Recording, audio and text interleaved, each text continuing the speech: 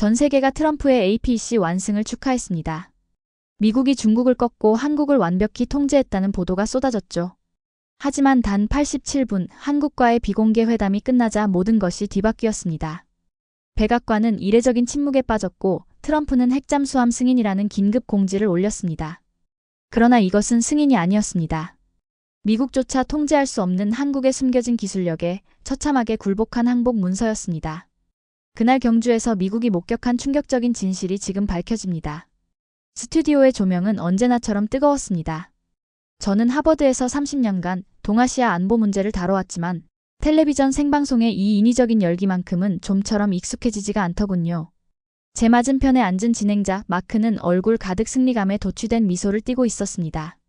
그의 뒤편 거대한 화면에는 방금 막 경주에서 폐막한 APEC 정상회의 하이라이트 영상이 소리 없이 흐르고 있었죠. 트럼프 대통령이 환하게 웃으며 각국 정상들과 악수하는 장면이었습니다. 마크가 반짝이는 흰 이를 드러내며 카메라를 향해 말했습니다. 교수님, 정말 대단한 한 주였습니다. 솔직히 말해서 이번 경주 APEC는 트럼프 대통령의 완벽한 외교적 승리라고 봐야 하지 않겠습니까?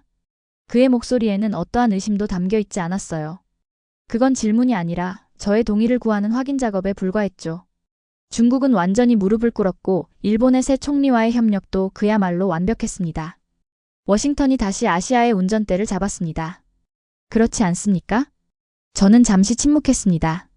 제 눈은 스튜디오 모니터에 떠있는 헤드라인들을 훑고 있었어요.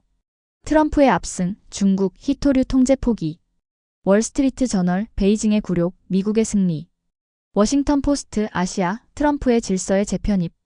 이것이 지금 워싱턴 정가를 지배하고 있는 여론이었습니다. 모두가 축배를 들고 있었죠. 진행자 마크는 제 침묵을 긍정의 의미로 받아들였는지 더욱 신이 나서 떠들기 시작했습니다. 그는 준비한 자료를 넘기며 트럼프의 성과들을 하나하나 나열했어요. 보십시오, 교수님. 중국이 어떤 양보를 했습니까? 2026년 1월까지 미국산 대두 1,200만 톤을 즉각 구매하기로 약속했습니다. 이후 3년간 매년 최소 2,500만 톤 이상을 추가로 구매하겠다고 발표했죠. 이건 2018년 무역전쟁 이후 시진핑이 직접 들고 나온 사실상의 항복 문서입니다. 저는 그저 말없이 고개만 살짝 끄덕였습니다. 그는 흥분을 감추지 못하고 말을 이었습니다. 그뿐만이 아니죠. 가장 충격적인 것은 히토류입니다. 중국이 그렇게나 무기처럼 휘두르던 히토류에 대해 신규 통제 방안 시행을 전격 중단하고 무려 1년간 수출 통제를 유예하기로 했습니다. 이건 연간 870억 달러 규모의 세계 공급망을 미국이 다시 장악하게 되었다는 뜻입니다. 완벽한 승리죠. 스튜디오의 모든 카메라가 이제 저를 향하고 있었습니다.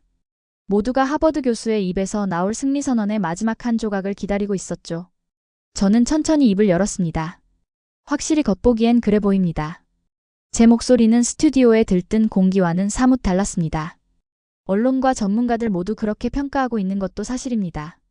트럼프가 중국을 완전히 굴복시켰고 아시아 외교 무대의 주도권을 되찾았다고 말입니다. 마크가 만족스러운 듯 고개를 끄덕였습니다. 그렇죠. 일본만 봐도 알 수 있지 않습니까? 새 총리가 APEC 열리기도 전에 미국으로 날아와 트럼프 대통령에게 공개적으로 충성을 맹세했습니다. 다른 아시아 국가들도 모두 미국의 질서에 순응하는 모습을 보였고요.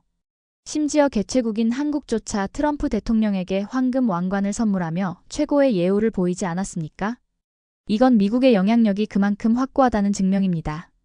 저는 들고 있던 서류를 테이블 위에 조용히 내려놓았습니다.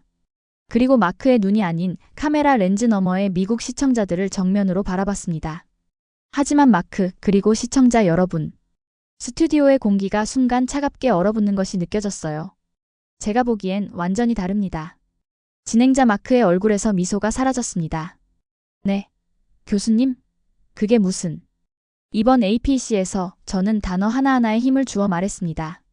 트럼프 대통령이 처참하게 패배한 회담이 딱 하나 있었습니다.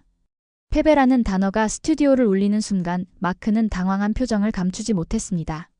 그의 눈이 불안하게 흔들리는 것이 보였죠. 아마 지금쯤 제작진 부스에서는 난리가 났을 겁니다. 이건 예정에 없던 발언이었으니까요. 마크가 애써 침착한 척하며 되물었습니다. 그의 목소리가 미세하게 떨리고 있었습니다. 패배라니요, 교수님? 그게 무슨 말씀이십니까? 백악관은 모든 양자 회담이 성공적이었다고 공식 발표했습니다. 방금 말씀드린 중국, 그리고 일본 같은 주요국들과의 회담은 모두 미국에게 극도로 유리하게 끝나지 않았습니까? 저는 단호하게 고개를 저었습니다. 마크, 당신은 지금 트럼프가 받은 황금 왕관 같은 선물에만 주목하고 있습니다. 모든 언론이 가장 화려한 성과에만 집중하고 있죠. 하지만 진짜 중요한 사건은 모든 언론이 의도적으로 무시하고 있는 단 하나의 회담에서 벌어졌습니다. 마크가 굳은 표정으로 마른 침을 삼켰습니다. 어느 회담을 말씀하시는 겁니까? 바로 한국 대통령과의 양자 회담입니다. 그 순간 마크의 표정은 당황을 넘어 어리둥절함으로 바뀌었습니다. 그는 마치 제정신이 아닌 사람을 쳐다보는 듯한 눈으로 저를 바라봤어요. 한국이요? 교수님, 실례지만 한국 말입니까? 그는 마치 농담을 들은 것처럼 짧게 실소를 터뜨리더군요. 하지만 교수님, 한국은 우리의 오랜 동맹국 아닙니까? 주한미군도 주둔하고 있고 경제적으로도 우리와 가장 긴밀한 나라 중 하나입니다. 솔직히 말해서 한국이 미국에게 무슨 큰 문제를 일으킬 수 있다는 말씀이십니까? 저는 그 오만한 반응을 기다리고 있었습니다. 바로 그겁니다. 마크. 저는 몸을 앞으로 기울였습니다. 바로 그런 아니란 생각. 한국은 그저 우리의 동맹일 뿐이다. 그들이 우리에게 감히 어쩌겠는가 하는 바로 그 오만함 때문에 트럼프 대통령은 그 회담장에서 완전히 당한 겁니다. 당했다니요? 교수님, 그건 너무. 87분. 저는 마크의 말을 잘랐습니다. 정확히 87분간 진행된 그 비공개 양자 회담. 바로 그 회담이 끝난 직후부터 정말 이상한 일들이 연달아 벌어지기 시작했습니다. 워싱턴의 그 누구도 주목하지 않았던, 하지만 동아시아의 미래를 통째로 바꿔버릴 끔찍한 일들이 말입니다. 이제 마크의 얼굴에선 웃음기가 완전히 사라졌습니다. 그 자리는 하버드 교수가 생방송 중에 터뜨린 폭탄 발언에 대한 극도의 긴장감으로 채워졌죠. 그가 조심스럽게 물었습니다. 교수님, 그 이상한 일들이라는 게 구체적으로 무엇입니까? 87분. 회담 후에 대체 무슨 일이 벌어진 겁니까? 저는 준비해온 자료의 첫 장을 넘겼습니다. 한국과의 정상회담이 끝난 그날 오후였습니다. APC는 경주에서 계속 진행 중이었죠. 통상적으로 대통령의 중요한 양자회담이 끝나면 백악관은 몇 시간 내로, 늦어도 당일 안에는 회담의 요약문이나 합의 내용을 정리한 공식 보도 자료를 배포합니다. 그건 외교의 기본 절차입니다. 그렇죠. 저희도 늘 그걸 받아서 보도합니다. 그런데 그날 이상한 일이 벌어졌습니다. 저는 잠시 말을 멈추고 스튜디오의 카메라를 하나하나 응시했습니다. 백악관 기자단 전체가 보도자료를 기다렸습니다. 일본 회담, 호주 회담, 베트남 회담에 대한 자료는 즉시 배포되었습니다. 하지만 단 하나, 한국과의 회담에 관한 문서는 그날 저녁 늦게까지도 배포되지 않았습니다. 아예 나오지 않았어요. 마크가 의아한 표정을 지었습니다. 왜 그랬을까요? 단순한 행정착오였을 수도 있지 않습니까? 절대 아닙니다. 저는 단호하게 말했습니다. 그건 착오가 아니라 혼란이었습니다. 백악관 국가안전보장회의조차 예상하지 못했던 일이 벌어졌기 때문입니다. 그들은 무엇을 발표해야 할지, 아니, 무엇을 감춰야 할지조차 결정하지 못했던 겁니다. 그 정도였습니까? 그리고 바로 그날 저녁 저는 목소리를 낮췄습니다. 백악관의 공식 발표가 없던 그 시각, 트럼프 대통령은 APC 일정이 한창 진행 중인 한국에서 자신의 개인 온라인 계정에 글을 올리기 시작했습니다. 그것도 아주 이상한 글을 말입니다. 이상한 글이라니요? 회담이 끝난 지 불과 몇 시간 만이었어요. 그는 이렇게 썼습니다. 저는 제 태블릿 화면을 카메라를 향해 돌렸습니다. 그날의 기록이 선명하게 남아 있었죠. 첫 번째 글입니다. 미국은 한국의 핵추진 잠수함 건조를 승인했다. 마크가 고개를 갸웃했습니다. 핵추진 잠수함이요? 하지만 그건 기다리십시오. 그게 다가 아닙니다. 저는 화면을 쓸어 올렸습니다. 글의 뒷부분이 더 중요합니다. 그 잠수함은 필리 조선소에서 건조될 것이다. 미국의 조선업이 부활한다. 마크의 표정이 약간 밝아졌습니다. 잠깐만요, 교수님. 미국 조선업이 부활한다. 이건 오히려 트럼프 대통령의 성과 아닙니까?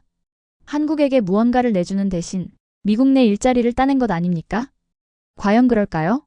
저는 차갑게 반문했습니다. 그 필리 조선소의 주인이 누구인지는 알고 하시는 말씀입니까? 그야 물론 미국.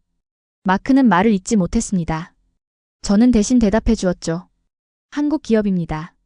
트럼프가 미국의 부활이라고 선전한 그 조선소는 이미 오래전에 한국의 대형 조선사가 인수한 곳입니다. 이건 미국의 부활이 아니라 한국의 핵잠수함 건조를 승인하기 위한 명분에 불과했습니다. 미국 국민들에게 우리가 일자리를 얻었다고 둘러대기 위한 연막이었죠. 마크의 눈이 커졌습니다. 그렇다면 그건 그의 글은 공식 발표가 아니었습니다. NSC나 국방부와 협의된 문서가 아닌 대통령 개인 계정의 글이었죠. 그런데 그게 전부가 아니었습니다. 저는 다시 한번 화면을 가리켰습니다. 정신을 차릴 틈도 없이 3시간 뒤 또 하나의 글이 올라왔습니다. 또요? 이번엔 내용이 완전히 달랐습니다. 그는 이렇게 썼습니다. 미국은 세계 최대의 핵무기 보유국입니다. 러시아가 2위, 중국은 3위죠. 그리고 지금 이 두 국가는 우리를 빠르게 추격하고 있습니다. 미국은 핵무기 실험을 대폭 늘릴 것입니다. 스튜디오에 무거운 침묵이 내려앉았습니다. 마크는 이제 아무 말도 하지 못하고 저와 모니터 화면을 번갈아 쳐다볼 뿐이었습니다. 저는 마지막으로 쐐기를 박았습니다. 자, 이제 그림을 맞춰보시죠, 마크. 저는 천천히 그리고 또렷하게 말했습니다. APC에 열리고 있는 한국에서 트럼프 대통령은 한국 대통령과 87분간의 비밀 회담을 했습니다. 백악관은 그 회담에 대해 침묵했습니다. 그러자 대통령은 개인 계정을 통해 동맹국인 한국의 핵 추진 잠수함 건조를 승인한다고 발표합니다. 그리고 불과 3시간 뒤 이번에는 미국의 핵실험을 대폭 늘리겠다고 선언합니다. 저는 잠시 숨을 골랐습니다. 이게 단순한 우연일까요? 마크가 조심스럽게 입을 열었습니다. 교수님의 말씀은 이 두 개의 발표 사이에 우리가 모르는 깊은 연관성이 있다는 뜻입니까? 연관성이 있다는 정도가 아닙니다. 저는 확신에 찬 목소리로 답했습니다. 두 번째 글 핵실험 확대는 첫 번째 글 핵잠 승인 때문에 나온 공포의 비명이었던 겁니다. 트럼프는 한국에 와서 한국 대통령과의 그 87분 동안 미국의 핵 전략 전체를 다시 생각해야 할 만큼 끔찍한 현실을 마주했던 겁니다. 그게 대체 트럼프가 한국을 통해 이루려 했던 것은 단순한 협력이 아니었습니다. 그는 한국을 이용해 중국과 러시아를 동시에 견제하려 했죠. 하지만 그 결정의 이면엔 미국조차 감당하지 못할 충격적인 비밀이 숨겨져 있었습니다. 그날 경주에서 열린 그 87분간의 회담은 세계 질서를 바꿀 단 한 번의 대화였습니다. 스튜디오의 공기는 전과 비교할 수 없을 정도로 무거워져 있었습니다. 진행자 마크는 더 이상 저를 초대 손님으로 대하지 않았습니다. 그의 눈빛은 마치 예기치 못한 폭발물 신고를 받은 사람처럼 저의 모든 단어, 모든 숨결을 쫓고 있었죠. 그가 마른 입술을 축이며 조심스럽게 말문을 열었습니다. 교수님, 잠시 정리를 해보겠습니다. 그러니까 교수님의 주장은 트럼프 대통령이 한국과의 87분 회담에서 무언가의 충격을 받았고 그 결과 핵잠수함 승인과 핵실험 확대라는 모순된 발표를 연달아 했다는 것. 맞습니까? 저는 조용히 고개를 끄덕였습니다. 맞습니다. 하지만 마크, 우리가 명확히 해야 할 것이 있습니다. 저는 잠시 말을 골랐습니다. 이 부분이 워싱턴의 모든 전문가라는 사람들이 놓치고 있는 핵심이었으니까요. 트럼프 대통령이 한국에 당했다거나 패배했다고 해서 그가 아무런 계획 없이 그 회담에 들어갔다고 생각하면 오산입니다. 절대 아닙니다. 오히려 그 반대였어요. 트럼프는 그 누구보다 치밀하고 교활한 시나리오를 준비해 갔습니다. 시나리오라니요? 그는 한국을 완벽하게 이용할 생각이었습니다. 미국에게는 3마리 토끼를 동시에 잡을 수 있는 그야말로 완벽한 구상이었죠. 저는 손가락을 하나씩 펴 보이며 설명하기 시작했습니다. 첫 번째, 그리고 가장 표면적인 목표. 바로 중국 견제입니다. 이건 마크도 예상했다는 듯 고개를 끄덕이더군요. 그건 그렇죠. 한국은 지정학적으로 중국의 목을 겨누는 비수와도 같은 위치니까요. 맞습니다. 저는 말을 이었습니다. 트럼프는 생각했겠죠. 한국은 늘 독자적인 힘을 원한다. 그렇다면 그들의 손에 칼을 쥐어주자. 대신 그 칼은 우리가 통제할 수 있는 칼이어야 한다. 바로 핵추진 잠수함이라는 칼 말입니다. 핵잠수함은 태평양의 게임 체인저가 될 수 있으니까요. 마크가 덧붙였습니다. 정확합니다. 디젤 잠수함과는 비교도 안 되는 작전 반경과 은밀함을 가졌죠. 그런 핵잠수함이 동해와 서해, 나아가 남중국해를 누비게 된다면 중국 해군에게는 그야말로 악몽이 될 겁니다. 트럼프는 이 방패를 이용해 미군의 직접적인 개입 없이도 중국을 강력하게 압박하려 했습니다. 한국의 수건을 풀어주는 선심을 쓰는 척하면서 실제로는 미국의 가장 골치 아픈 적을 견제하는 대리인으로 세우려 한 겁니다. 그건 상당히 영리한 전략처럼 들립니다. 미국 입장에서는 손해볼 것이 없는 장사 아닙니까? 마크가 말했습니다. 물론이죠. 하지만 그건 트럼프의 거대한 계획에 있어 첫 번째 단계에 불과했습니다. 진짜 교활한 계산은 그 두 번째 단계에 숨어 있었죠. 두 번째 단계 말입니까? 바로 완벽한 통제입니다. 저는 스튜디오의 카메라를 바라보며 말했습니다. 마크, 혹시 최신형 휴대폰을 샀는데 충전기가 그 회사 제품만 작동하도록 설계되어 있다면 어떻겠습니까? 마크는 잠시 생각하더니 답했습니다. 기분이 썩 좋지는 않겠죠. 휴대폰을 아무리 잘 써도 결국엔 그 회사에 계속 돈을 내야 하니까요. 일종의 종속 관계가 되는 것 아닙니까? 바로 그겁니다. 저는 목소리를 높였습니다. 트럼프가 한국에 주려 했던 핵잠수함은 휴대폰이었습니다. 그리고 그가 절대 놓아주지 않으려 했던 충전기가 있었죠. 바로 핵연료, 즉 농축 우라늄입니다. 핵잠수함은 말 그대로 핵으로 가는 잠수함입니다. 일반적인 디젤 잠수함과는 달리 가동을 위해서는 20% 이상의 고농축 우라늄이 반드시 필요하죠. 그런데 여기서 워싱턴의 그 누구도 말하지 않는 불편한 진실이 있습니다. 무슨 진실입니까? 한국은, 저는 천천히 그리고 분명하게 말했습니다. 현재 우라늄 농축 시설을 보유하고 있지 않습니다. 네. 하지만 한국은 원자력 발전소 강국이지 않습니까? 강국은 맞습니다.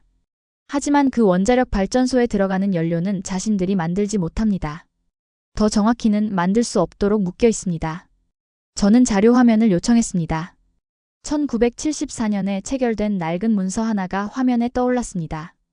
한미 원자력 협정입니다. 저는 화면을 가리켰습니다. 이 협정의 핵심 조항을 아십니까?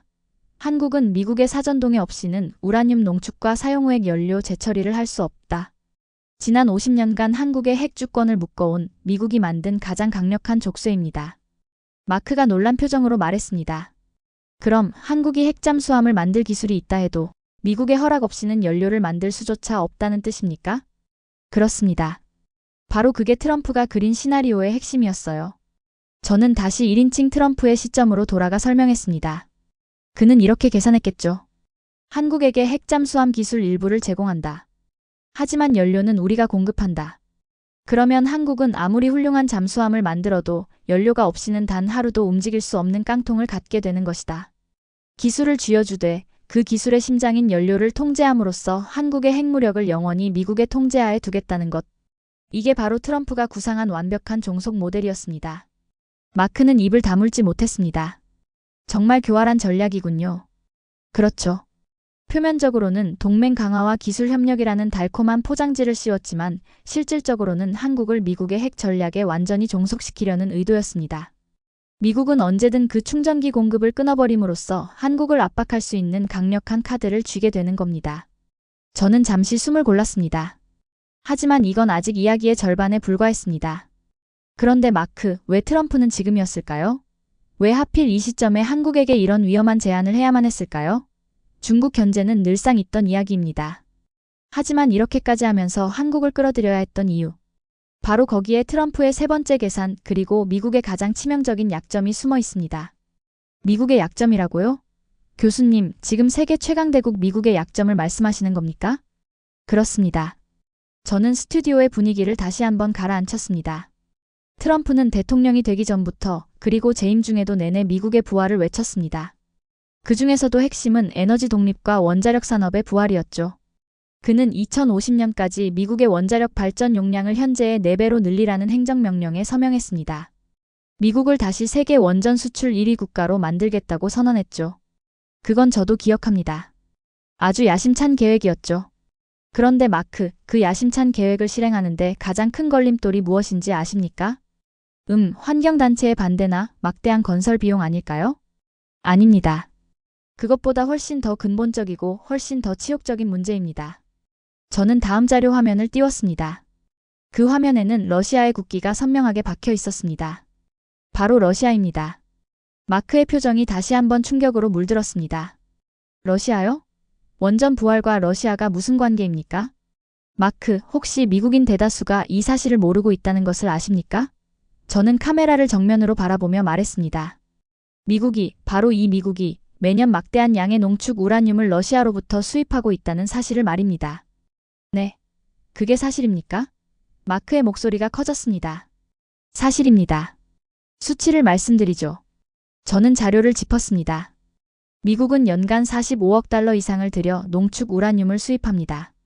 더 충격적인 것은 미국 원자력 발전소에서 사용하는 해결료의 약 20%가 러시아산이라는 점입니다. 스튜디오가 술렁이기 시작했습니다. 이건 단순한 외교 문제가 아니었습니다. 미국의 국가안보 그 자체에 구멍이 뚫려 있다는 이야기였으니까요. 마크가 믿을 수 없다는 듯 되물었습니다. 잠깐만요, 교수님. 지금 우크라이나 전쟁이 한창입니다. 우리가 그토록 제재하고 있는 적국, 러시아에게서 해결료를 수입하고 있다고요? 그렇습니다. 제 목소리는 얼음장처럼 차가워졌습니다. 세계 최강국이라 불리는 미국이 자국의 전력망, 즉 에너지 안보의 핵심을 적국인 러시아에 의존하고 있는 현실. 이것이 바로 트럼프가 마주한 끔찍한 아이러니입니다. 저는 설명을 계속했습니다. 물론 의회도 바보는 아닙니다. 2024년 5월 러시아산 우라늄 수입 금지법을 통과시켰죠. 하지만 그 법안에는 아주 교묘한 면제 조항이 숨어 있었습니다. 2028년까지 한시적으로 수입을 허용한다는 조항이었죠. 금지법을 만들고 면죄부를 준다고요? 그게 무슨 의미입니까? 그게 바로 미국의 자백입니다. 당장 러시아산 연료가 없으면 미국 내 원자력 발전소 상당수가 멈춰 서야 한다는 것. 미국 내 농축시설만으로는 도저히 수요를 감당할 수 없다는 것을 인정한 셈이죠. 트럼프는 이 점을 깊이 우려했습니다. 이대로 가다간 러시아가 농축 우라늄 시장을 완전히 장악하게 될 것이고 미국의 원전 부활 계획은 시작도 전에 좌초될 위기였습니다. 자, 이제 그림이 완성되었습니다. 마크. 저는 자리에서 일어나 화이트보드가 있다면 직접 그리고 싶을 심정이었습니다. 트럼프의 거대한 구상은 이것이었습니다. 첫째, 중국을 견제할 방패가 필요하다. 둘째, 러시아에 의존하는 해결료 공급망을 끊어내야 한다. 셋째, 이 두 가지 문제를 동시에 해결하면서 미국의 원전 부활을 이뤄내야 한다. 그는 이 세 가지 목표를 단 하나의 열쇠로 풀려고 했습니다. 바로 한국이었습니다. 한국이라고요? 그렇습니다. 트럼프는 이렇게 생각했죠. 러시아를 대체할 새로운 농축 우라늄 공급망 파트너가 필요하다. 그렇다면 한국에게 그 역할을 맡기자. 어차피 한국은 우리의 원전 부활에도 핵심적인 역할을 하고 있지 않은가? 잠깐만요, 교수님. 한국이 미국의 원전 부활에 핵심 역할을 하고 있다고요? 물론입니다. 저는 이 부분을 앞으로 자세히 다루겠지만 지금은 미끼를 던져야 했습니다. 트럼프가 미국 원전 4배 확대를 선언했을 때 그 신규 원전 건설과 설계 대부분을 누가 맡고 있는지 아십니까? 바로 한국 기업들입니다. 네. 미국 원전을 한국 기업이 짓는다고요?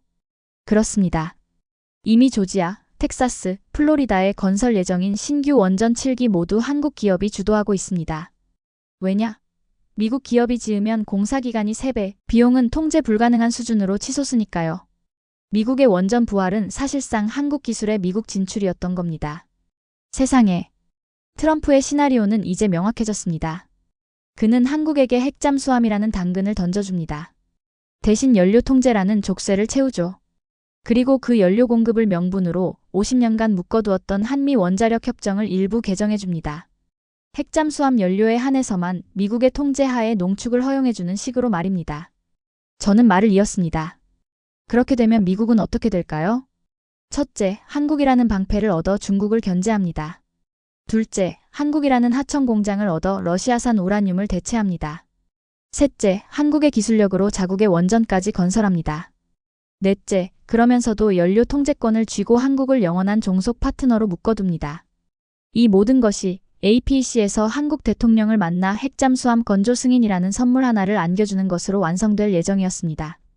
얼마나 완벽하고 교활한 시나리오입니까? 마크는 완전히 압도당한 표정이었습니다. 그는 할 말을 잃은 채 저만 바라보고 있었죠. 저는 그를 바라보며 천천히 그리고 차갑게 말했습니다. 그래요, 마크. 그날 경주에서 트럼프가 준비한 시나리오는 그야말로 완벽했습니다. 저는 잠시 말을 멈추고 카메라를 응시했습니다. 스튜디오의 모든 소리가 저의 다음 말을 기다리고 있었습니다. 단 하나의 아주 치명적이고 끔찍한 사실을 그가 완전히 놓치고 있었다는 점만 빼면 말입니다. 스튜디오의 조명은 여전히 뜨거웠지만 이제 그 열기는 진행자 마크의 당혹감으로 변해 있었습니다. 그는 제가 던진 완벽한 시나리오라는 말의 무게를 감당하지 못하는 듯 보였죠. 그의 얼굴에는 그렇게 완벽한 계획이라면 대체 무엇이 문제라는 말인가? 하는 의문이 선명하게 떠올라 있었습니다. 마크가 조심스럽게 입을 열었습니다. 그의 목소리는 이제 확신이 아닌 조심스러운 탐색에 가까웠습니다. 교수님, 그 치명적인 오판이라는 것이 대체 무엇입니까? 트럼프 대통령의 계획은 교수님께서 방금 설명하신 대로라면 정말 빈틈이 없어 보이는데요. 중국을 견제하고 러시아의 목줄을 끊고 동시에 한국을 완벽하게 통제한다. 이건 미국에게 남는 장사 아닙니까? 빈틈이 없어 보이죠. 저는 그의 말에 동의했습니다. 미국의 관점에서 그리고 가장 중요한 것은 50년 전의 낡은 시각으로 한국을 바라본다면 말입니다. 저는 잠시 말을 멈추고 카메라를 정면으로 응시했습니다. 트럼프의 그 교활한 시나리오 전체를 단숨에 무너뜨린 단 하나의 변수. 그건 그의 팀이, 아니 워싱턴의 그 어떤 전략가도 제대로 계산하지 못한, 아니 애써 무시해왔던 단 하나의 거대한 현실이었습니다. 그게 대체 무엇입니까? 한국의 압도적인 기술력입니다. 그 단어를 말하는 순간 스튜디오의 공기가 미세하게 진동하는 것 같았습니다. 마크는 여전히 이해하지 못하겠다는 표정이었습니다. 기술력? 그게 뭐 그리 대단하다고 하는 듯한 얼굴이었죠. 저는 첫 번째 증거를 제시하기 시작했습니다. 마크, 트럼프의 계획은 미국 원전의 부활에서 시작됩니다. 러시아산 연료 의존에서 벗어나기 위해선 미국 내에 더 많은 원자력 발전소가 필요했죠. 훌륭한 목표입니다. 하지만 그는 그 목표를 달성할 손발이 미국 내에 더 이상 존재하지 않는다는 끔찍한 사실을 간과했습니다. 그게 무슨 말씀이십니까? 마크가 반문했습니다. 우리 미국에겐 세계적인 원전 기업들이 있지 않습니까? 기술력도 있었죠. 저는 그의 말을 단호하게 잘랐습니다. 과거형입니다. 마크, 혹시 보글 원자력 발전소라고 들어보셨습니까? 마크의 얼굴이 살짝 굳었습니다. 조지아주에 건설 중인 미국의 원전 르네상스를 상징하는 프로젝트였지만 지금은 그저 재앙의 동의어가 되어버린 이름이었죠. 미국이 야심차게 시작한 그 보글 원전 3, 4호기. 당초 140억 달러였던 예산은 현재 300억 달러를 훌쩍 넘어섰습니다. 완공은요? 예정보다 무려 7년이나 지연됐습니다. 이것이 바로 21세기 미국의 자력 원전 건설 능력의 현주소입니다. 재앙이죠. 저는 설명을 계속했습니다. 미국 기업이 맡으면 공사기간은 3배로 늘어나고 비용은 통제 불가능한 수준으로 치솟습니다. 아무도 책임지지 않죠. 그런데 이런 상황에서 트럼프가 어떻게 감히 원전 용량 4배 확대라는 선언을 할 수 있었을까요? 그는 무모했던 것이 아닙니다. 그는 이미 답을 알고 있었기 때문입니다. 저는 목소리에 힘을 실었습니다. 미국은 못하지만 한국은 할 수 있다는 것을 말입니다. 한국이라고요? 그렇습니다. 미국이 조지아에서 7년간 삽질을 하며 수백억 달러를 낭비하는 동안 한국은 대체 무엇을 했습니까? 그들은 아랍에미리트의 그 불타는 사막 한가운데 단 한 번의 공기 지연도, 단 1달러의 예산 증액도 없이 현존하는 가장 완벽한 원전이라는 APR 1404기를 정확하게 지어 올린 나라입니다. 이건 단순한 기술력의 차이가 아니었습니다. 그것은 기한을 지키고 품질을 유지하며 비용을 통제하는 국가적 시스템의 차이였습니다. 그래서 트럼프가 미국 원전 부활을 선언했을 때 그 연설문 잉크가 마르기도 전에 이미 조지아와 텍사스, 플로리다에 건설 예정이던 신규 원전 7기 프로젝트의 설계와 시공, 핵심 원자로 부품 공급까지 모두 한국 기업들이 주도하고 있었던 겁니다. 마크가 충격받은 표정으로 되물었습니다. 잠깐만요, 교수님.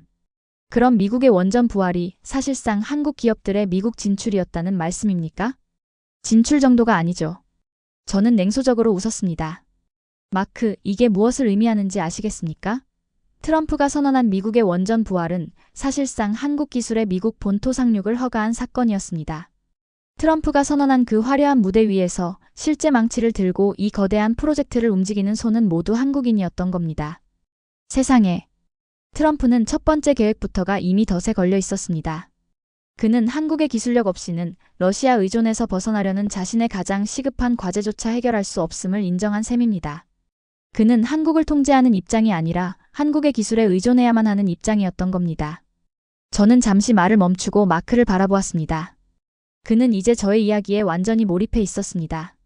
자, 이제 이 압도적인 기술 격차라는 현실을 경주에서 열린 그 87분간의 비공개 회담 안으로 가져가 보시죠. 저는 마치 그 회담장에 함께 있었던 것처럼 그 순간을 생생하게 그리기 시작했습니다. 트럼프는 회담장에 앉아 그 교활한 시나리오를 머릿속에 그리고 있었을 겁니다. 한국에게 핵잠수함 기술을 제공하는 척하면서 연료로 그들을 완벽히 통제하겠다. 그는 한국을 여전히 50년 전 미국의 원조와 보호가 필요했던 나라로 얕잡아 보고 있었죠. 하지만 그 87분 동안 그는 깨닫기 시작했을 겁니다. 그가 마주 앉은 상대는 기술을 구걸하러 온 을이 아니었습니다. 오히려 미국의 원전 산업 전체를 되살릴 유일한 갑이었죠. 아마 한국 대통령은 웃으면서 말했을 겁니다. 핵 추진 잠수함 건조 승인 감사합니다. 그런데 혹시 건조는 어디서 하실 생각입니까? 트럼프는 이 순간을 기다렸다는 듯 자신의 승리 카드를 던졌겠죠. 바로 여기 미국 필리 조선소에서 건조할 것이다. 미국의 조선업을 화려하게 부활시킬 것이다. 그는 이 한마디로 미국 내 지지자들에게 일자리를 되찾아왔다고 선전할 수 있으리라 믿었을 겁니다. 저는 몸을 앞으로 숙이며 마크에게 결정적인 한마디를 던졌습니다. 바로 그 순간 트럼프는 자신이 파놓은 함정에 스스로 빠진 겁니다. 무슨 뜻입니까? 마크, 혹시 그 필리 조선소의 주인이 누구인지 아십니까? 그야 당연히 미국. 마크는 말을 잇지 못했습니다. 그의 눈이 거대하게 뜨여졌죠. 맞습니다. 저는 대신 대답했습니다. 그 필리 조선소, 이미 오래전에 한국의 대형 조선사가 인수한 한국 기업 소유입니다. 스튜디오에 정적이 흘렀습니다. 마크는 숨을 쉬는 것조차 잊은 듯 했습니다. 트럼프는 미국 조선업 부활이라는 명분 때문에 하필이면 한국 기업이 소유한 그 조선소를 콕 집어 말했습니다. 하지만 그건 미국 땅에 어쩌면 미국의 세금까지 지원받아 한국의 합법적인 핵잠수함 건조 전초기지를 만들어주는 꼴이었습니다. 그는 기술을 제공한다고 생각했죠. 천만에요. 그건 협력이라는 이름으로 한국의 독자 기술을 미국이 훔쳐보려는 속셈이었을 뿐입니다. 하지만 그는 이 게임의 판도를 뒤바꿀 가장 결정적인 사실을 몰랐습니다. 저는 목소리를 낮춰 가장 중요한 진실을 폭로했습니다. 한국은 이미 자체적인 원자로 설계와 추진 체계까지 확보한 나라였다는 것을 말입니다. 네. 하지만 그건 그들의 조선 기술은 이미 세계 최고 수준입니다. 미국이 항공모함 한 척을 겨우 만드는 동안 한국은 전 세계 선박 건조량의 40% 이상을 홀로 감당하고 있습니다. 특히 액화천 연가스 운반선처럼 원자력 잠수함보다 더 복잡한 기술을 요구하는 초고난도 선박 분야는 사실상 한국이 독점하고 있습니다. 저는 격앙된 어조로 말을 이었습니다. 그런 나라에게 미국이 감히 기술을 가르쳐주겠다고요? 그건 오만함을 넘어선 희극입니다. 그건 마치 대학 수학 교수에게 초등학교 산수 교과서를 들이미는 것과 같은 모욕이죠. 그렇다면 교수님, 마크가 떨리는 목소리로 물었습니다. 그 87분간의 회담에서 도대체 무슨 대화가 오고 간 겁니까? 저는 눈을 감았다 뜨며 그날의 진실을 재구성했습니다. 이것이 그날의 진실일 겁니다. 한국은 기술이 없으니 승인해달라고 구걸한 것이 아닙니다. 한국은 이렇게 말했을 겁니다. 우리는 이미 모든 준비가 끝났다. 당신들의 한미 원자력 협정이라는 낡은 족쇄만 없다면 우리는 당장이라도 핵잠수함을 건조할 수 있다. 이제 당신들의 그 방해를 치워줄 명분을 달라. 그리고는 당근을 제시했겠죠. 그 대가로 우리가 당신들의 끔찍한 복을 원전 문제를 해결해주겠다. 당신들의 원전 부활을 우리가 완성시켜주겠다. 그리고 당신들의 목줄을 쥔 러시아산 연료 문제도 우리의 기술력으로 끊어주겠다. 트럼프는 그제야 깨달은 겁니다. 자신이 통제하려 했던 한국이 실제로는 자신의 가장 시급한 두 가지 문제를 해결해줄 유일한 파트너라는 것을. 그는 기술을 주는 오만한 입장이 아니라 한국의 기술을 받아야만 하는 절박한 입장이었던 겁니다. 그래서 그는 백악관 NSC와 단 한마디 상의도 없이 호텔방으로 돌아가 자신의 개인 계정에 그 글을 서둘러 올린 겁니다. 미국은 한국의 핵 추진 잠수함 건조를 승인했다. 저는 마지막 결론을 내렸습니다. 마크, 그건 승인이 아니었습니다. 그건 미국이 더 이상 한국의 기술 발전을 통제할 수 없음을 전 세계에 고백한 항복 선언이었습니다. 그가 미국 조선업 부활이라는 초라한 포장지를 급하게 씌웠지만 실제로는 한국에게 핵이라는 날개를 달아주는 치명적인 오판을 저지른 겁니다. 트럼프는 당장 눈앞의 이익을 위해 그가 방패라고 생각했던 존재에게 칼을 쥐어준 셈입니다. 하지만 그는 한국이 그 칼로 무엇을 할지, 그들이 지난 50년간 무엇을 꿈꾸며 이 순간을 준비해왔는지 전혀 이해하지 못했습니다. 그는 자신이 통제 가능한 방패를 세웠다고 생각했지만 그가 마주한 것은 방패가 아니었습니다. 스튜디오의 시간은 마치 멈춘 것 같았습니다. 진행자 마크는 제가 던진 항복 선언이라는 말에 충격에서 벗어나지 못한 듯 그저 굳은 표정으로 저를 바라보고 있었죠. 그는 아마도 자신의 방송 경력 내내 미국의 대통령이, 그것도 동맹국이라고 믿었던 한국에게 패배했다는 분석을 들어본 적이 없었을 겁니다. 저는 그의 눈을 피하지 않고 이 거대한 변화의 본질을 설명하기 시작했습니다. 마크, 트럼프는 자신이 방패를 세운다고 믿었습니다. 중국의 팽창을 막아줄 튼튼한 방패 말입니다. 하지만 그가 경주에서 마주한 것은 단순히 주인의 명령을 기다리는 방패가 아니었습니다. 저는 잠시 숨을 골랐습니다. 이 부분이 바로 워싱턴의 모든 전략가들이 놓치고 있는 핵심이었으니까요. 그가 마주한 것은 스스로 생각하고 스스로 판단하며 스스로 칼을 만들어낼 수 있는 완벽하게 독립된 하나의 존재였습니다. 워싱턴의 낡은 지도에는 존재하지 않았던 새로운 존재 말입니다. 새로운 존재라니요? 마크가 간신히 되물었습니다. 제가 지금부터 드리는 말씀을 잘 들으셔야 합니다. 이건 감정적인 선동이나 과장이 아닙니다. 이건 냉철한 데이터와 수치가 증명하는 이미 시작된 현실입니다. 저는 손가락 하나를 펴보였습니다. 첫째, 하드웨어입니다. 한국은 이미 재래식 무기만으로도 세계 5위 수준의 군사력을 지닌 나라입니다. 그건 저희도 알고 있습니다. 하지만 그건 아니요, 마크. 당신들은 그 숫자의 진짜 의미를 모릅니다. 저는 단호하게 말했습니다. 그건 단순히 탱크나 미사일이 많다는 뜻이 아닙니다. 그건 질의 문제입니다. 그들의 K2 전차와 K9 자주포는 지금 이 순간 미국의 턱 밑까지 위협하는 러시아와 국경을 맞댄 유럽의 심장부 폴란드의 하늘 아래서 기동하고 있습니다. 나토 회원국이 미국의 M1 에이브람스나 독일의 레오파르트가 아닌 한국의 무기를 자국 영토 방어의 핵심으로 선택했다는 겁니다. 저는 말을 이었습니다. 그 의미를 진정으로 아시겠습니까? 한국의 무기체계가 이미 서구의 기준, 아니 그 기준을 뛰어넘는 최고 수준임을 전 세계가 인정한 겁니다. 그들은 전투기, 잠수함, 미사일까지 자국의 영토를 지킬 거의 모든 무기체계를 독자적으로 개발하고 생산할 수 있는 전 세계에서 손에 꼽히는 나라입니다. 하지만 교수님, 마크가 반박하려 했습니다. 그런 군사력은 러시아도 중국도 가지고 있습니다. 그게 뭐 그리? 그렇죠. 저는 그의 말을 받았습니다. 거기까지가 당신들이 보는 한계입니다. 하지만 한국을 진정으로 무섭게 만드는 것은 그게 전부가 아니라는 점입니다. 저는 두 번째 손가락을 폈습니다. 둘째, 소프트웨어입니다. 한국은 그 세계 5위의 군사력이라는 하드웨어를 뒷받침할 세계 1위의 기술력을 동시에 갖춘 인류 역사상 유일무이한 나라입니다. 그들은 지구상에서 가장 정밀한 반도체를 만들고 가장 복잡한 액화천 연가스 운반선을 독점하며 가장 안전하고 완벽한 원자력 발전소를 약속한 시간 안에 지어내는 유일한 나라입니다. 세계 5위의 군사력과 세계 1위의 기술력. 저는 이 두 단어를 강조했습니다. 이 두 개의 거대한 기둥이 이미 한국이라는 나라를 바치고 있었습니다. 그것만으로도 이미 미국이나 중국조차 함부로 대할 수 없는 강력한 존재였죠. 하지만 그들에게는 단 하나 치명적인 약점이 있었습니다. 스스로를 지킬 궁극의 무기가 없다는 것. 50년간 미국의 해구산이라는 틀에 갇혀 있어야만 했죠. 그런데 마크, 저는 몸을 앞으로 숙였습니다. 스튜디오의 모든 카메라가 저의 눈동자를 클로즈업하고 있었습니다. 그 87분간의 회담에서 트럼프 대통령은 그 강력한 존재에게 그들이 유일하게 갖지 못했던 마지막 퍼즐 조각을 자신의 손으로 직접 쥐어준 겁니다. 마크의 표정이 경악으로 물들었습니다. 설마, 그게 바로 핵 주권입니다. 그 단어가 스튜디오를 울렸습니다. 핵 추진 잠수함 건조의 공식 승인. 그리고 그 잠수함을 영원히 움직이게 할 해결료 농축에 대한 사실상의 묵인. 이 두 가지가 의미하는 것은 단 하나입니다. 미국이 지난 50년간 한국의 목에 단단히 채워두었던 한미 원자력 협정이라는 낡고 무거운 족쇄가 마침내 풀려버렸다는 겁니다. 저는 이제 숨기지 않고 제 안의 격정을 터뜨리기 시작했습니다. 트럼프는 자신이 중국을 견제하기 위해 한국이라는 방패를 영리하게 이용하고 있다고 생각했을 겁니다. 하지만 그는 자신이 정확히 무슨 짓을 저질렀는지 전혀 깨닫지 못했습니다. 그는 잠들어 있던 거인의 마지막 봉인을 풀어준 겁니다. 저는 목소리를 낮췄지만 그 안에 담긴 무게는 스튜디오 전체를 압도했습니다. 그는 미국조차, 아니 이 지구상의 그 어떤 나라도 다시는 통제할 수 없는 괴물을 스스로 깨워버린 겁니다. 괴물이라니요, 교수님. 그건 너무 과한 표현 아닙니까? 마크가 소리쳤습니다.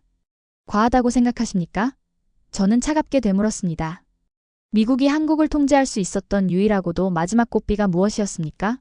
바로 핵이었습니다. 너희가 아무리 경제적으로 발전하고 훌륭한 무기를 만들어도 너희의 안보는 우리가 책임진다. 우리의 해구산 아래에 얌전히 머물러라. 이것이 지난 70년간 워싱턴이 한국을 향해 유지해온 기본 입장이었습니다. 하지만 이제 그 고삐는 사라졌습니다. 한국은 이제 자신들의 힘으로, 자신들의 의지로 대양을 누비는 핵잠수함을 갖게 될 겁니다.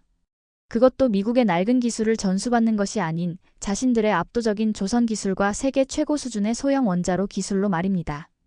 더 무서운 것이 무엇인지 아십니까? 바로 연료입니다. 트럼프는 당장 러시아를 견제하겠다는 그 근시안적인 목표 때문에 한국에게 농축이라는 판도라의 상자를 열어주려 했습니다. 하지만 그건 끔찍한 오판이었습니다. 한국의 산업 시스템은 일부만 허용하는 것을 용납하지 않습니다. 그들은 이미 세계 최고 수준의 원심 분리기 기술을 보유하고 있습니다. 그들이 마음만 먹는다면 단 몇 년 안에 세계 5대 농축국 반열에 오를 겁니다. 그들은 미국의 시혜가 아닌 완전한 자급을 이룰 겁니다. 미국이 한국을 통제할 수 있었던 그 마지막 충전기마저 한국이 스스로 만들어내게 된 겁니다. 이제 고삐는 영원히 사라졌습니다. 저는 잠시 말을 멈추고 충격에 빠진 마크와 카메라 너머의 미국 전역을 바라보았습니다. 이제 이 모든 변화가 가져올 궁극적인 미래를 선언할 시간이었습니다. 마크, 그리고 미국 시청자 여러분. 지난 70년간 동아시아의 국제 질서는 아주 단순했습니다. 미국과 중국이라는 두 거대한 태양 사이에서 한국은 그저 행성처럼 그 궤도를 맴돌며 어느 쪽의 인력에 더 끌려갈지 늘 선택을 강요받는 존재였습니다. 미국 편에 설 것인가, 중국 편에 설 것인가? 그것이 그들의 비극이었고 그들의 지정학적 한계였죠. 트럼프 대통령도 정확히 그렇게 생각했습니다. 그는 한국이 영원히 미국의 영향력 아래에서 방패 역할에 만족할 것이라 믿었죠. 하지만 그는 자신이 승인한 그 87분간의 결정이 무슨 의미인지 전혀 몰랐습니다. 세계 5위의 군사력, 세계 1위의 기술력, 그리고 완전한 핵주권. 이 세 가지를 모두 손에 쥔 나라가 탄생했다는 것이 이 행성의 역학관계를 어떻게 바꾸어 놓을지 말입니다. 그것은 더 이상 방패가 아닙니다. 그것은 행성도 아닙니다. 그것은 지투조차 무시할 수 없는 그들 스스로가 빛을 내는 새로운 균형자의 탄생입니다. 저는 카메라 렌즈를 뚫어지게 바라보았습니다. 제 목소리는 낮았지만 스튜디오의 그 누구도 숨소리조차 내지 못했습니다. 그래서 저는 오늘 이 자리에서 감히 예언합니다. 지금까지는 한국이 미국과 중국 사이에서 어느 편에 설지 고통스럽게 고민했습니다. 하지만 마크 머지않았습니다. 이제 곧 중국이 한국과 미국 사이에서 어느 편에 설지 고민하게 될 것입니다. 네. 마크의 눈이 믿을 수 없다는 듯 커졌습니다. 교수님, 지금 중국이 한국의 눈치를 본다는 말씀이십니까? 눈치를 보는 정도가 아닐 겁니다. 저는 단호하게 말했습니다. 경제, 기술, 그리고 이제는 미국의 통제마저 벗어난 자주적인 군사력과 핵 주권까지. 그 어떤 것도 중국에 뒤지지 않는 나라. 아니, 오히려 반도체와 원전처럼 중국의 명주를 쥔 핵심 기술을 가진 나라. 그런 나라가 바로 자신들의 코앞에서 미국의 통제마저 벗어났는데 베이징이 과연 이전처럼 한국을 오만하게 대할 수 있을까요? 트럼프는 중국을 견제하려다 역설적이게도 중국이 가장 두려워하는 존재, 즉 미국의 통제를 받지 않는 강력하고 자주적인 한국을 자신의 손으로 탄생시켜준 셈입니다. 이 모든 것은 결코 우연이 아니었습니다. 이 모든 것은 50년 전 그들의 굴욕과 눈물에서부터 시작된 겁니다. 1970년대 그들은 스스로를 지키기 위해 필사적으로 핵 개발을 시도했습니다. 당시 헨리 키신저 국무장관은 프랑스와의 계약을 파기하라고 위협하며 그 꿈을 무자비하게 짓밟아 버렸죠. 그들은 멈춘 것처럼 보였습니다. 하지만 아니었습니다. 그들은 50년 동안 단 한순간도 이 날을 잊지 않았습니다. 그들은 칼을 갈았습니다. 그들의 핵무기 개발은 1970년에 시작됐고 지금 그 역사는 다시 움직이고 있습니다. 트럼프는 그저 그 50년간 억눌리고 응축되어 왔던 거대한 용암의 마지막 마개를 미국의 이익이라는 자신의 교활한 계산 때문에 어리석게도 스스로 뽑아버린 것뿐입니다. 방송이 끝났습니다. 스튜디오를 강렬하게 내리쬐던 붉은색 온에어 등이 꺼지고 모든 카메라가 일제히 고개를 숙였습니다. 맹렬하게 타오르던 조명들이 하나둘씩 힘을 잃자 스튜디오에는 이내 차가운 정막이 내려앉았죠. 제 맞은편에 앉아있던 진행자 마크는 마치 방금 눈앞에서 거대한 폭발이라도 목격한 사람처럼 창백한 얼굴로 멍하니 저를 바라보고 있었습니다. 그는 입을 열려 했지만 단어는 쉽게 만들어지지 않는 듯 했습니다. 교수님. 그가 간신히 쥐어짜낸 목소리는 2시간 전 APC의 성과를 떠벌리던 그 자신감 넘치던 앵커의 것이라고는 믿기지 않을 만큼 미세하게 떨리고 있었죠. 그는 아마도 자신의 책상 너머, 저를 비추던 카메라 렌즈 너머에서 지금 무슨 일이 벌어지고 있는지 그 거대한 파장을 본능적으로 느끼고 있었을 겁니다. 제작진 부스에서는 그 누구도 나오지 않았습니다. 그들 역시 이 예상치 못한 방송사고, 아니, 방송사건의 여파를 가늠하느라 여념이 없었겠죠. 저는 조용히 마이크를 풀고 자리에서 일어났습니다. 오늘 고마웠습니다. 제 인사의 마크는 그저 고개만 끄덕일 뿐 감히 제 눈을 마주치지 못했습니다. 방송국 건물을 나서는 순간 차가운 밤 공기가 폐부 깊숙이 밀려들었습니다. 그리고 제 코트 주머니 안에 전화기가 마치 생명이 붙은 것처럼 미친 듯이 울리기 시작했습니다. 워싱턴이었습니다. 백악관 국가안전보장회의의 오랜 지인, 국방부의 전 동료, 그리고 워싱턴의 수많은 싱크탱크에서 날아온 메시지들이었습니다. 그들의 반응은 정확히 두 가지로 나뉘더군요. 하나는 당신 미쳤는가 하는 분노였고, 다른 하나는 그것이 정말 사실인가 하는 공포였습니다. 하지만 그들은 알고 있었을 겁니다. 저는 단 한순간도 거짓을 말하지 않았다는 것을. 그들은 저의 주장에 분노한 것이 아니었습니다. 그들은 제가 미국 전역에 생중계로 진실을 폭로해버렸다는 그 사실에 경악하고 있었죠. 그날 밤 워싱턴은 잠들지 못했습니다. 그들은 한국을 관리 대상으로만 여겼지 단 한 번도 대체 불가능한 파트너나 통제 불능의 변수로 상정해 본 적이 없었으니까요. 제가 터뜨린 것은 그들의 낡은 세계관 그 자체였습니다. 다음 날 아침 제 하버드 연구실에서 바라본 풍경은 어제와 조금도 다르지 않았습니다. 하지만 세상은 제가 어젯밤 스튜디오에서 던진 그 말들을 기점으로 격렬하게 요동치고 있었습니다. 가장 먼저 반응한 것은 역시 저의 폭로로 가장 큰 굴욕을 당한 워싱턴의 언론들이었습니다. 워싱턴 포스트는 그날 일면 헤드라인을 이렇게 뽑았습니다. 트럼프의 87분, 미국의 아시아 정책은 어떻게 무너졌는가? 그들은 인정할 수밖에 없었던 겁니다. 그들은 밤새도록 저의 주장을 반박하기 위해 모든 자료를 뒤졌을 테죠. 하지만 그들이 마주한 것은 보글 원전의 재앙이라는 팩트, 필리조선소의 소유권이라는 팩트, 그리고 러시아산 우라늄 의존이라는 그들 스스로의 치부였습니다. 기사는 이렇게 시작하더군요. 우리는 어젯밤 생방송을 통해 30년 경력의 동아시아 안보 전문가가 내린 불편한 진실을 마주해야 했다. 기자는 냉소적이었습니다. 그의 주장은 급진적이었으나 데이터는 거짓말을 하지 않았다. 우리는 한국을 통제하려 했으나 실제로는 한국의 기술력 없이는 단 한 걸음도 나아갈 수 없는 의존 상태였음이 드러났다. 뉴욕타임스는 한술 더 떴습니다. 그들은 새로운 균형자라는 저의 표현에 주목했죠. 미국은 지난 70년간 한국의 방패가 되어주었다고 믿었다. 하지만 그 방패는 주인의 보호가 없으면 스스로 설 수 없는 낡은 방패가 아니었다. 그것은 스스로를 단련하고 스스로 칼을 만들어내며 이제는 주인의 통제를 벗어나 스스로의 의지를 갖게 된 살아있는 방패였다. 트럼프 대통령은 중국을 막겠다며 그 방패를 전장에 내세웠지만 그 방패가 자신을 향해 돌아설 수도 있다는 사실은 미처 계산하지 못했다. 미국 언론의 이 자아 비판은 공포의 또 다른 표현이었습니다. 그들은 동맹 한국이 아니라 통제 불능의 한국이라는 그들이 한 번도 상상해 본 적 없는 시나리오를 마주하게 된 겁니다. 하지만 더 흥미로운 반응은 태평양 건너편에서 날아왔습니다. 제가 예언했던 바로 그곳 중국이었습니다. 중국의 온라인 커뮤니티와 관영 매체들은 처음 몇 시간 동안 침묵을 지켰습니다. 그들은 아마도 워싱턴에서 벌어진 이 소동이 그저 미국 내부의 정치적 공방에 불과하기를 바랐을 겁니다. 하지만 그 침묵은 오래가지 못했습니다. 중국의 전략가들은 저보다 더 빨리 이 사태의 본질을 꿰뚫어 보았죠. 한 중국의 유력 매체는 조심스러운 논평을 내놓았습니다. 미국 교수의 발언은 일견 한국을 치켜세우는 것처럼 보이나 그 본질은 동아시아의 위험한 군비 경쟁을 부추기는 것이다. 그들은 애써 저의 발언을 위험한 것으로 치부하려 했습니다.